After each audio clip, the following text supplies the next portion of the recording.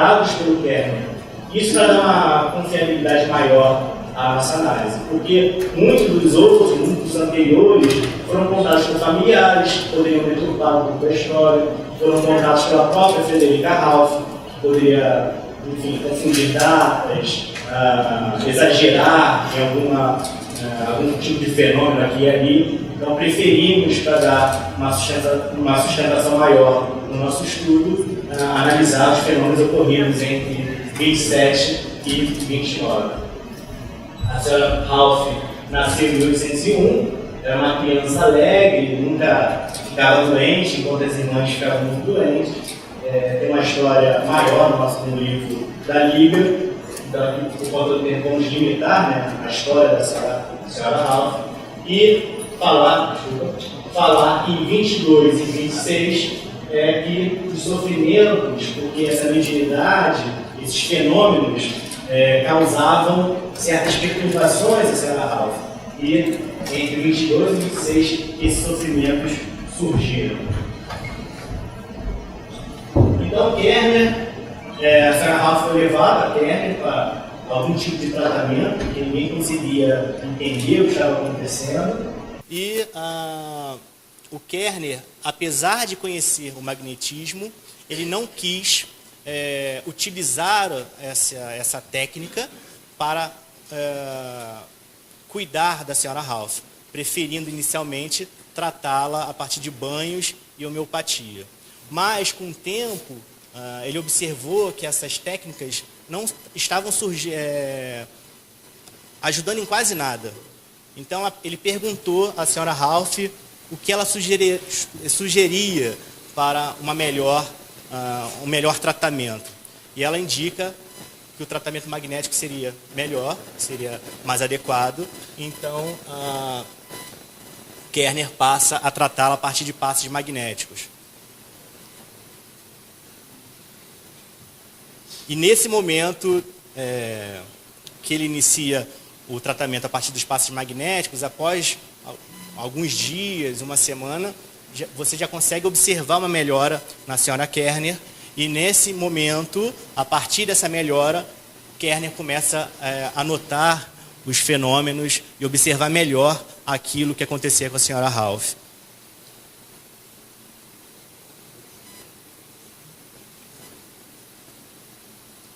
Então, vocês podem perguntar, poxa, Elton, isso é um caso aí na história alemã, mas você não está exagerando de dar uma ênfase, assim, uma preocupação para esse caso? Eu digo que não, porque esse caso é intrigante. E é tão intrigante que diversos pesquisadores se debruçaram sobre essas anotações do Kerner para entender melhor o que estava acontecendo com a senhora Ralph.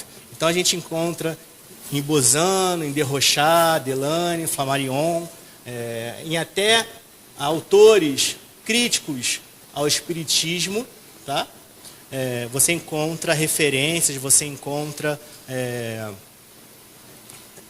uma análise do que aconteceu com a senhora Ralph. E também encontramos em textos mais modernos.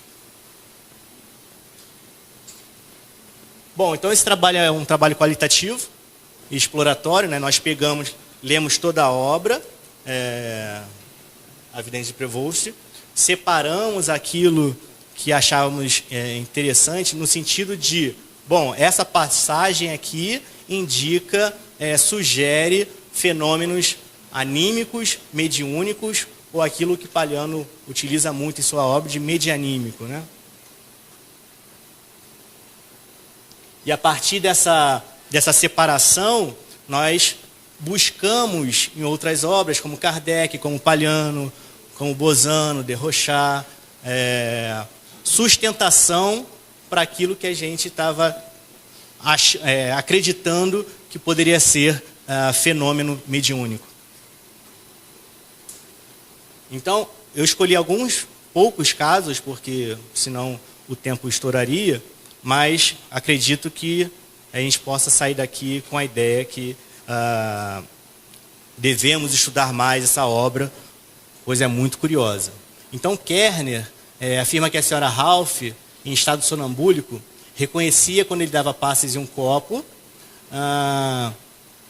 que em clarividência, né, ele sabia exatamente quantos passes tinha recebido. Ela estava em estado sonambúlico, sabia quantos passes ele dava, sabia quando dava passe, irradiava na água, né? Também em estado sonambúlico, sem que ela tenha recebido instrução, porque ela, enquanto criança, enquanto jovem, praticamente ela só estudou a Bíblia. Então ela não tinha conhecimento de quase nada.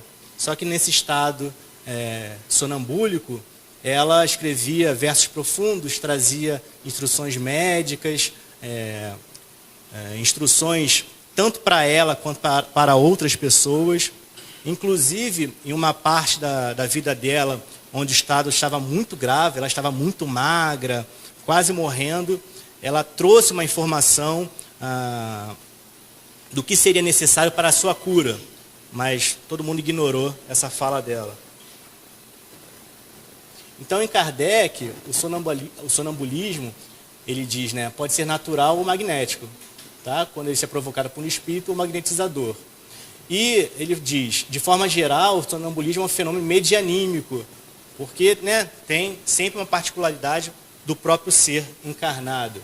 E ele diz, vê, ouve e percebe fora dos limites dos sentidos o que ele, o médium, expressa, aura em si mesmo. Suas ideias são, em geral, mais justas do que no estado normal. Seus conhecimentos mais extensos, porque sua alma está livre. Numa palavra, ele, o médium, vive, por antecipação, a vida dos espíritos. Então, como que aquela senhora, sem conhecimento nenhum, escrevia versos profundos, conseguia receitar tanto para ela quanto para outras pessoas, se não pela explicação, né, que ela conseguia, através de uma expansão, aí, captar mensagens, conhecimentos externos, ou até mesmo algo nela própria, mas que em vigília ela não conseguiria acessar esse conhecimento. Como ocorre em diversos médiuns, por todas as épocas, ela se confundia muito em saber se a pessoa que ela conseguia ver estava encarnado ou desencarnado. A gente vê diversas histórias aí, né, até hoje em dia, dessa dificuldade. Então ela tinha uma visão particular da sua avó, e que ela dizia que a sua avó era seu guia constante e visível. E que a sua avó também lhe parecia como a forma que a avó se apresentava, era a forma que ela tivera em vida, mas com atributos diferentes. Então, lá no livro dos médiuns, Kardec diz o seguinte, ó, ele pode, o espírito, à sua vontade, concentrar esses elementos fluídicos, né, e lhes dar a forma aparente própria aos seus projetos. Então, quando a gente vê um espírito com formas diferentes ou com atributos diferentes, não necessariamente é uma alucinação. Ele pode, pela característica do seu perispírito, moldar, né, as formas, através do fluido, cósmico universal, moldar. Então, um estudo mais profundo acerca do laboratório invisível, lá no livro dos médiuns, é bem interessante para a gente entender essa parte. Kerner também classificou de clarividência magnética a sensibilidade da senhora Ralph, que ela tinha pelos objetos e substâncias imponderáveis. Então, objetos causavam sensações potencializadas na senhora Ralph. Então, a luz às vezes incomodava ela, objetos como rochas, como metais, pessoas doentes próximas a ela, incomodava muito a senhora Ralph. Então, ela tinha diversas capacidades, né, até de ler cartas fechadas. Eu me empolgo muito quando eu falo da senhora Ralph, porque era uma médium excepcional, sabe? Tinha diversas características. Mas vamos lá, eu falei que ela era uma médium, mas eu não posso falar isso, né? Casos sugerem que ela é médium, né?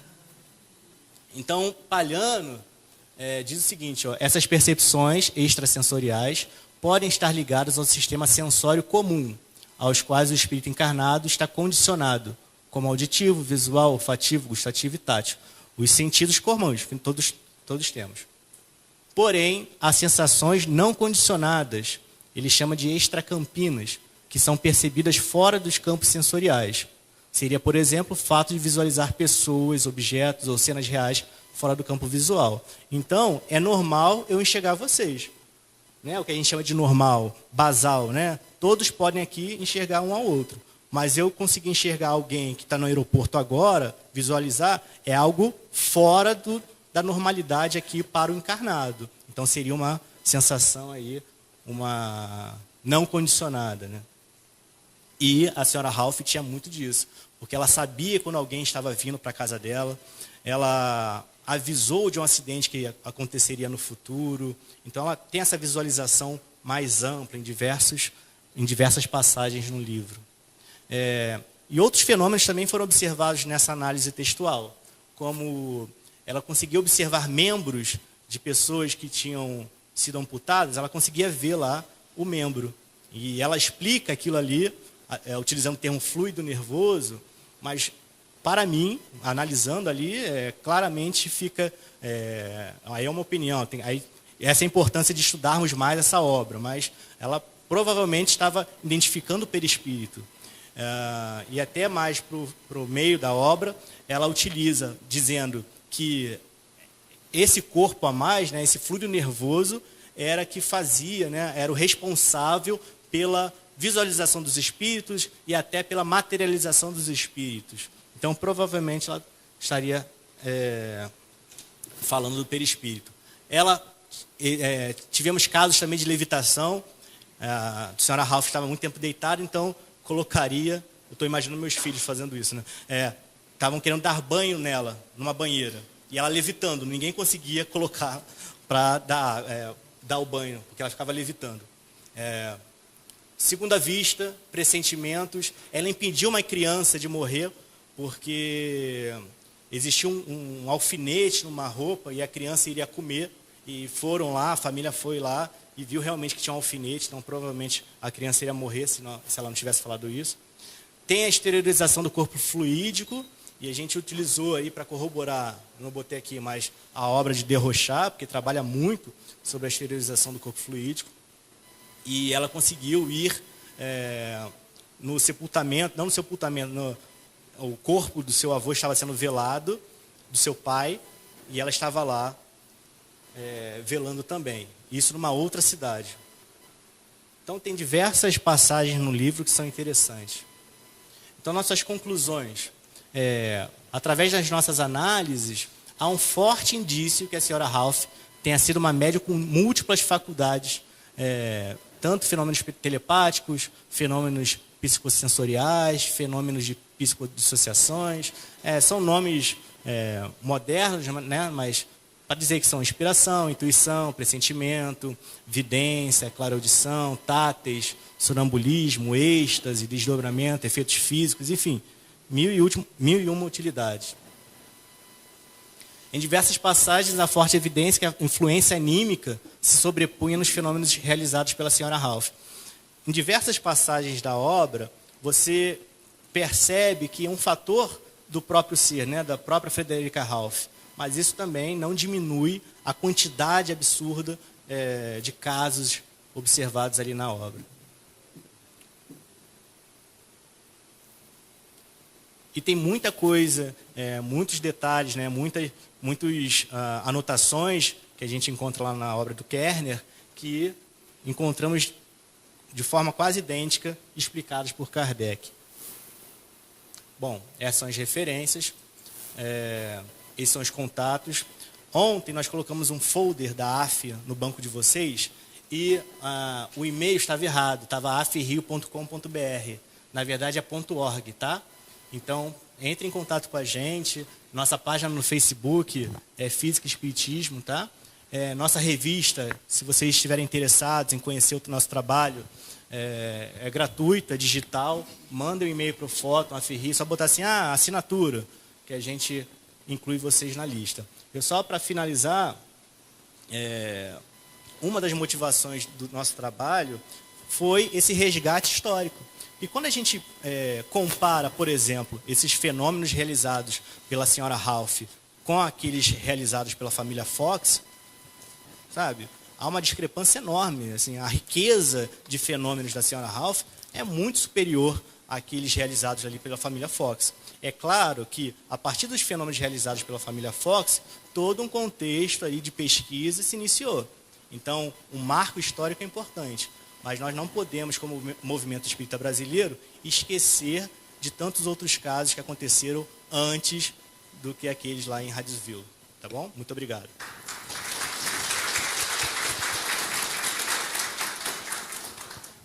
Então, nós estamos agradecendo a participação, mas pedimos que ele permaneça mais um pouquinho, porque a gente tem um espaço, embora curto, para alguma pergunta ou comentário, ou as duas coisas.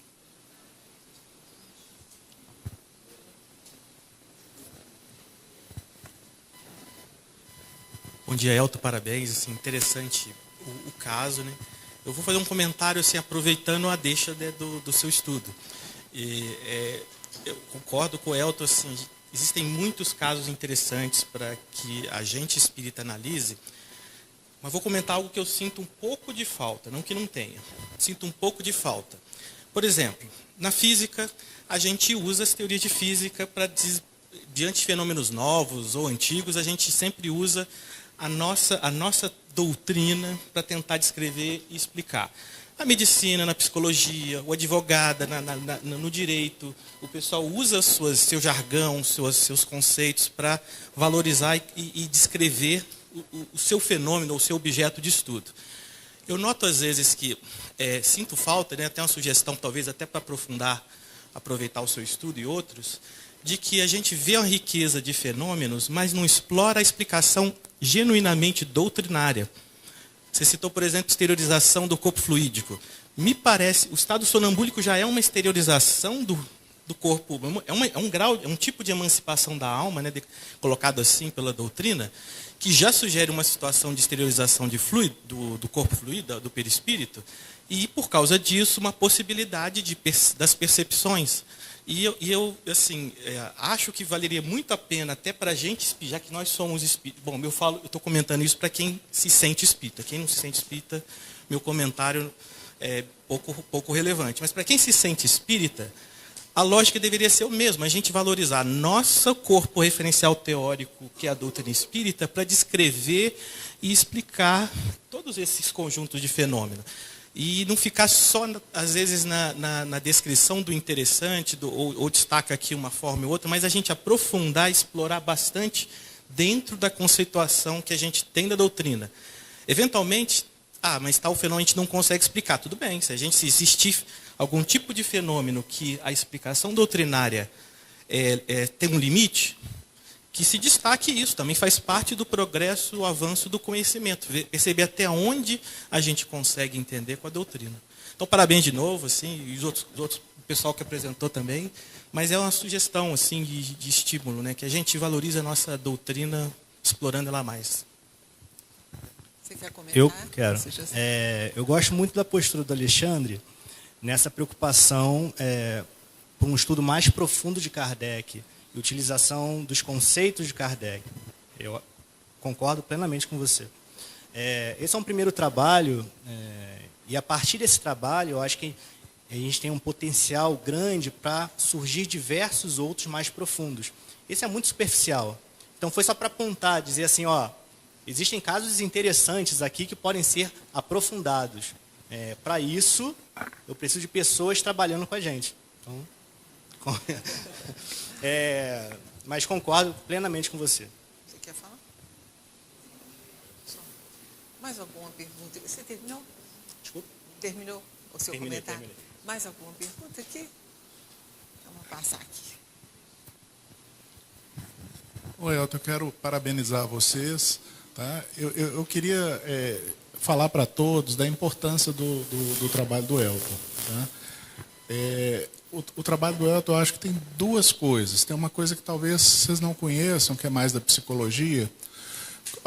Quando Jung, psiquiatra, tá, suíço, fez o primeiro trabalho dele, foi sobre uma prima chamada, que ele chamou de SW, e que essa prima começou a dar comunicações em uma reunião mediúnica na Suíça ou na Alemanha, eu não me recordo onde.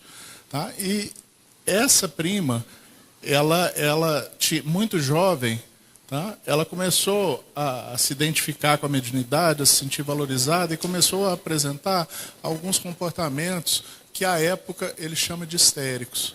E uma das coisas que ela fez foi se identificar com a Ralph, a Frederica Ralph. Eu não sei ao certo, então vou só sugerir. Parece que ela achava que ela fosse a reencarnação da Frederica Ralph. Tá? E aí, o Jung, no final da história, ele começa a desmontar a encontrar todos os sintomas da SW e considera a SW como sendo histérica. Então, assim, a primeira posição dele foi contra o espiritismo e o caso da Frederica Ralph era importante. Então, essa é a primeira coisa que eu acho foi o que me fez chegar até a Frederica Ralph. Então, é importante a gente conhecer bem o caso para poder discutir esse caso. E depois eu escrevi um artigo desmontando o raciocínio do Jung, mostrando o lado mediúnico da SW. Tá? Agora, tem uma segunda coisa que eu acho importante no seu trabalho e que vai acabar desembocando no Wallace, é que com a época já existia aquela briga entre igreja e meio acadêmico. E nessa briga entre igreja e meio acadêmico, tá, a gente tem as bases do materialismo vigente, um conhecimento construído através dos sentidos. Tá? E o que acontece é que o Justinus Kerner, foi uma das primeiras, ele é considerado uma das primeiras pessoas que, fazendo observações e sendo uma autoridade, ele acaba concluindo pela imortalidade da alma, e ele acaba concluindo pela mediunidade, que é um nome que eu acho que nem existia, como Kardec havia definido na época. E por isso esse texto é tão importante para nós. Quando o Wallace escreveu o Diálogo com os Céticos, havia muita gente influenciada por David Hume que achava que não fosse possível fazer ciência sobre temas chamados metafísicos, né? Considerados metafísicos. E ele desmonta o pensamento de Hume e fala assim, não, a gente não pode falar que todos os depoimentos são fantasias. É o que o Wallace bate e rebate e mostra as contradições do pensamento de Hume sobre esse tema específico. Eu acho que para nós espíritas, que queremos ter uma visão um pouco mais ampla de como o espiritismo dialoga com outras áreas de conhecimento, não dá para eu falar como o espiritismo dialoga com a psicologia se eu não conhecer e falar um pouco de psicologia se eu não estudar psicologia. Ou como o espiritismo dialoga com a física se eu não entendo de física, que é o que o Alexandre vinha levantando. Um monte de gente falando de mecânica quântica. Esse povo entende de mecânica quântica para poder falar de espiritismo e mecânica quântica ou só entende de espiritismo? Tá? Então, eu acho muito importante o que vocês estão fazendo e queria parabenizá-los. Tá? Só queria fazer uma última... Posso? 30 segundos. Além dessas conclusões sobre os fenômenos da senhora Ralph, existem conclusões morais nessa obra. Então, a senhora Ralph, Dr. Kerner, a partir das falas da senhora Ralph, conclui que existem espíritos com características diferentes e que essas características são causadas por atitudes enquanto encarnados. Isso é muito interessante. Você vê diversas formas do perispírito, uns mais luminosos, outros mais obscuros. Então é muito legal. E no final das conclusões do Dr. Kerner, ele diz que esse estudo profundo auxilia no sentido de tomarmos posições melhores enquanto encarnados, para que a gente não sofra no futuro. Tem mais uma?